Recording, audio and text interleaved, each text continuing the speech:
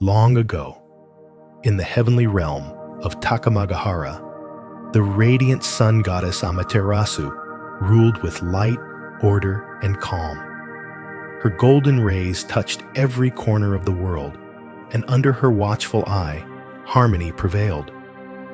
But the heavens were not without turmoil, and her younger brother, Susanoo, the storm god, was wild and unpredictable.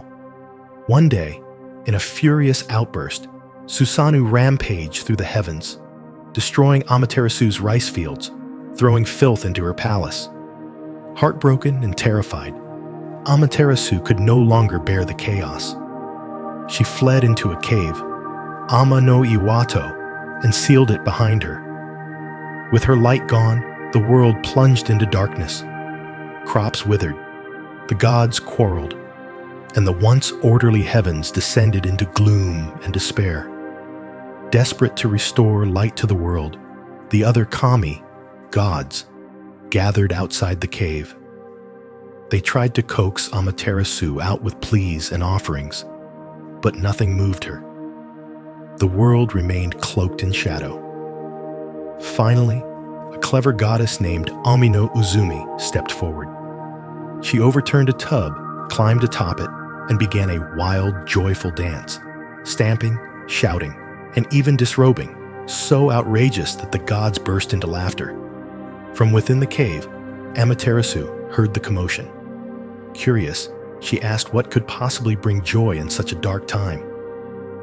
The gods replied that they were celebrating a new, even brighter goddess. Intrigued, Amaterasu peeked out, and at that moment, the gods held up a polished mirror. She saw her own reflection, radiant and beautiful. While she was distracted, the strongest god, Ame no Tajikarao, pulled her from the cave. Light returned to the world. Amaterasu, though shaken, resumed her place in the heavens, wiser and more revered than ever. To this day, the tale of the sun goddess reminds people of the fragile balance between chaos and harmony, darkness and light. In every sunrise, her return is remembered, not only in Shinto rituals, but also in the hearts of those who still see meaning in ancient stories. Amaterasu's legacy lives on far beyond the shrines of Japan.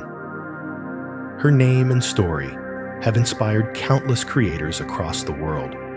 From anime and manga to video games and novels, echoes of the sun goddess can be found even in unexpected places.